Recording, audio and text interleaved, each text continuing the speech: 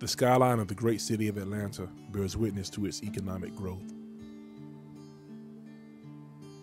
Economic growth is measured by a nation's GDP, which is the amount of goods and services produced within a year, and is further defined as an increased capacity of a nation's economy to satisfy the wants of its members. An inseparable component of economic growth is mass transit in the form of public transportation.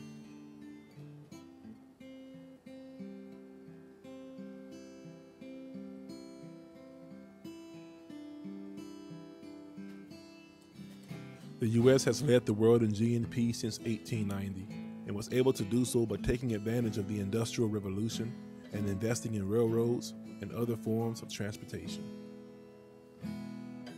Atlanta sustained great development as a railroad hub, evident by a boisterous Peachtree Street. As the old American century comes to a close, a new opportunity presents itself to the United States. As a superpower, can it renew and reinvent itself in the rapidly changing global reality? Marta says that we can. More and more, mass transit is becoming the great part of the answer to the question of how the U.S. and the city of Atlanta plans to renew itself in the midst of the global challenges of competing with the emerging economies of Brazil, Russia, India, and China. The focal point of future competition will align itself with the race to create alternative fuels and to make the building blocks of our economy greener. How does this advanced and progressive vision of creating economic growth continue to find its way through a land of unprecedented individual luxury and privilege as ours?